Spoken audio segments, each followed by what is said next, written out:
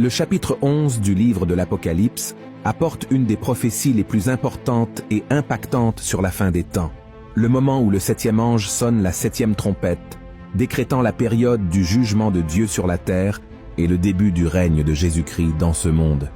Mais dans l'intervalle entre la 6e et la 7e trompette de l'Apocalypse, l'apôtre Jean a vu quelque chose de très important se produire dans le monde, un événement qui durera 3 ans et demi, l'apparition des 2 témoins de Dieu. Ils viendront au monde rempli du Saint-Esprit et accompliront de nombreux miracles, confronteront le gouvernement de l'Antéchrist et offriront à l'humanité la dernière chance de repentance et de salut avant le jugement final. Mais qui seront exactement ces 2 témoins? Seront-ils des personnages de l'Ancien Testament revenant dans le monde pour accomplir les prophéties de Dieu? Quelles histoires portent-ils? Et quel rôle joueront-ils à la fin des temps? Dans cette vidéo, je vais vous donner toutes ces réponses, ainsi que révéler un secret sur la véritable signification que ces 2 témoins ont pour nous, chrétiens, aujourd'hui. Alors, restez avec moi jusqu'à la fin car vous serez surpris. Mais avant de commencer, je voudrais vous demander de vous abonner à ma chaîne. C'est très rapide, c'est gratuit. Il vous suffit de cliquer sur le bouton s'abonner, juste en dessous de la vidéo, et d'activer la cloche de notification, car je veux vous aider dans votre marche avec Dieu chaque jour, d'accord? Alors commençons. Je veux lire avec vous le verset 3 du chapitre 11 de l'Apocalypse, dans lequel le Seigneur a donné la vision suivante à l'apôtre Jean. Je donnerai à mes 2 témoins le pouvoir de prophétiser, revêtus de sacs, pendant 1260 jours. Ce sont les 2 oliviers et les 2 chandeliers qui se tiennent devant le Seigneur de la terre. Et si nous retournons aux 2 premiers versets de ce chapitre, nous verrons que les nations fouleront aux pieds la ville sainte pendant 42 mois. Ce passage fait référence aux 3 ans et demi de tribulation, où l'Antéchrist révélera son véritable visage, dominera le monde et persécutera tous ceux qui refuseront de se prosterner devant lui. Et déjà dans le verset suivant, que nous venons de lire, Dieu enverra les 2 témoins avec une mission spéciale à accomplir pendant 1260 jours, soit 3 ans et demi. Autrement dit, le Seigneur ne permettra pas à l'Antéchrist de dominer le monde librement et mettra sur terre 2 messagers pour combattre le mal et offrir au peuple une opportunité juste de choisir entre Christ et Satan. Et la Bible dit que ces 2 témoins marcheront sur terre vêtus de sacs de toile, les vêtements traditionnellement portés par les hommes de Dieu en temps de deuil et de lamentation dans les temps bibliques. Ils porteront ces vêtements pour symboliser que c'est un moment de grande douleur et tristesse. Et malgré l'humilité de leurs vêtements, ces 2 hommes auront beaucoup de pouvoir. Leur mission principale sera de prêcher l'Évangile et la repentance au peuple. Mais ils auront aussi l'autorité spirituelle pour fermer le ciel afin qu'il ne pleuve pas pendant les jours de leur prophétie. De plus, ils pourront aussi transformer l'eau en sang et frapper leurs persécuteurs avec de terribles fléaux. Les versets 4 et 5 disent que les 2 témoins sont les 2 oliviers et les 2 chandeliers qui se tiennent devant le Seigneur, et que, si quelqu'un tente de leur faire du mal, un feu sortira de leur bouche et dévorera leurs ennemis. Autrement dit, pendant la période de la grande tribulation, aucun mal ne pourra atteindre ces 2 personnes. Mais les 42 mois passeront, et la mission de ces 2 témoins prendra fin. Pendant qu'ils prêcheront durant la grande tribulation, beaucoup de gens se repentiront de leurs erreurs et donneront leur vie à Jésus. Mais la plupart d'entre eux deviendront encore plus révoltés et ennuyés par le message apporté par ces prophètes. Ensuite, la Bible raconte que la bête qui monte de l'abîme fera la guerre aux témoins et les vaincra. Leurs corps resteront exposés sur la place de la grande ville, qui est spirituellement appelée Sodome et Égypte, au même endroit où le Christ a également été crucifié. Les corps des 2 témoins seront vus par des hommes et des femmes de toutes les parties de la terre pendant une période de 3 jours et demi, et tous célébreront la mort de ces hommes, qui étaient les ennemis de l'Antéchrist, et les gens échangeront des cadeaux entre eux, car le tourment causé par ces 2 hommes sera terminé. Mais après 3 jours et demi, Dieu insufflera à nouveau l'esprit de vie dans les 2 témoins. Ils se lèveront et les hommes seront terrifiés devant cette scène. Alors, la terre entendra une grande voix du ciel appelant les 2 témoins, et ainsi, ils monteront au ciel dans une nuée, en présence de tous leurs ennemis. Après cela, la Bible dit qu'un grand tremblement de terre ébranlera toute la terre, détruisant une partie de la ville et tuant 7000 personnes. Ceux qui resteront en vie seront terrifiés et rendront gloire au Dieu du ciel. Ensuite, tous entendront sonner la 7e trompette de l'Apocalypse, annonçant le jour du jugement dernier. Et ensuite, les morts, c'est-à-dire tous les incroyants, grands et petits, se tiendront devant le trône, et des livres seront ouverts. La Bible ne dit pas exactement quels livres seront ouverts, mais ce seront probablement des livres qui mettront en lumière leurs actions, leurs choix, leurs paroles et leurs pensées. Et parmi ceux-ci, un autre livre, le livre de la vie.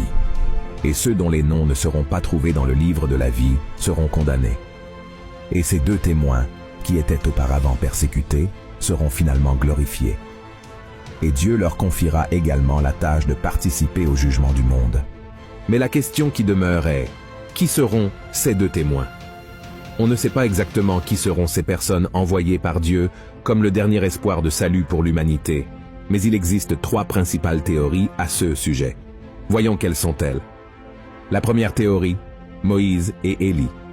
Moïse et Élie sont vus comme une des possibilités, en raison des pouvoirs des témoins de transformer l'eau en sang, comme lors de la première plaie d'Égypte, de faire cesser la pluie et de détruire les gens avec du feu du ciel, comme lors de la bataille d'Élie contre les prophètes de Baal. Une autre idée qui renforce cette théorie est le fait que ce sont Moïse et Élie, les 2 hommes de l'Ancien Testament, qui sont apparus à Jésus sur le mont de la Transfiguration. Certaines personnes croient que cette rencontre pourrait être une préparation pour quelque chose lié à la fin des temps. De plus, la tradition juive espère que Moïse et Élie reviendront dans le futur. Malachie chapitre 4 verset 5 prévoit la venue d'Élie, et certains juifs croient que la promesse de Dieu de susciter un prophète comme Moïse est en fait le retour de Moïse et non l'arrivée de quelqu'un lui ressemblant. La deuxième théorie, Élie et Enoch. Pour être honnête, c'est la théorie que je crois être vraie parce qu'Élie et Enoch sont les 2 seuls hommes de toute l'histoire qui n'ont jamais connu la mort, comme nous pouvons le voir dans Genèse 5 et 2 Rois 2. Le fait qu'ils soient allés dans la gloire de Dieu au ciel en vie les rend aptes à être les 2 témoins qui prêcheront pendant la grande tribulation, puisque la Bible est très claire lorsqu'elle dit que chaque personne est destinée à mourir une seule fois et que Moïse est déjà mort une fois. Et vous vous demandez peut-être maintenant, mais pasteur, il y a d'autres personnes dans la Bible qui sont mortes 2 fois. Pourquoi Moïse ne pourrait-il pas venir et mourir à nouveau? Oui, c'est vrai.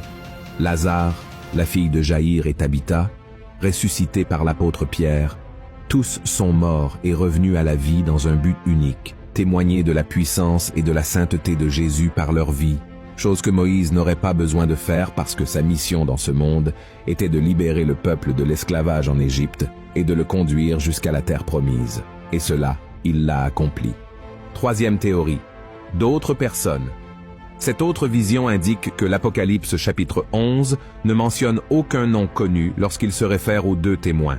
Les érudits qui soutiennent cette théorie croient que, si les témoins étaient Élie, Moïse ou Enoch, l'apôtre Jean aurait tenu à préciser leurs identités dans ces récits et ne serait pas resté silencieux à leur sujet.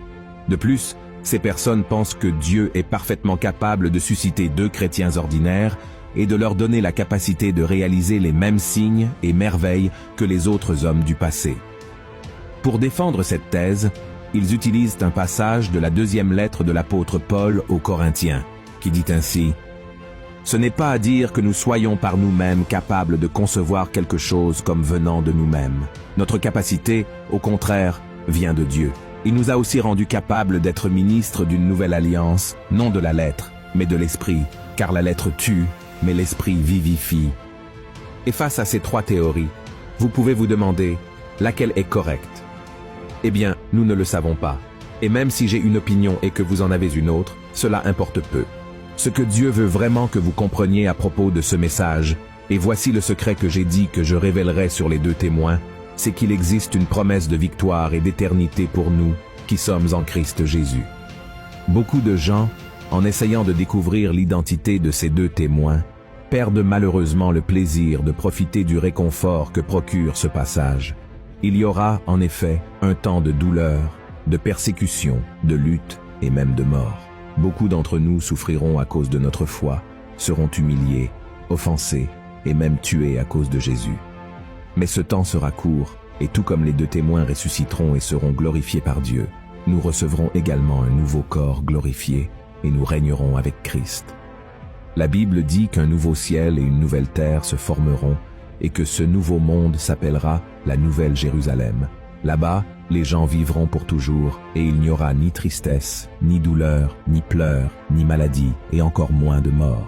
Jésus marchera à nos côtés de la même manière que le Seigneur a marché avec Adam et Ève dans le paradis. Ne désirez-vous pas cela pour votre vie, voir aux côtés du Père les prophéties se réaliser et voir le bien triompher du mal? Alors, où que vous soyez en train de m'écouter maintenant, ce message est pour vous. Remettez votre vie à Jésus, repentez-vous de vos péchés et marchez avec le Seigneur chaque jour. Dieu ne vous a pas amené jusqu'à la fin de cette vidéo simplement pour que vous compreniez mieux l'Apocalypse, découvriez qui seront ces 2 témoins, ou sachiez quand sera la fin des temps. Mais il vous a amené ici pour vous dire qu'il vous aime, que Christ est mort pour vous, et qu'il existe un chemin ouvert pour que vous alliez au ciel. Il vous suffit de le vouloir.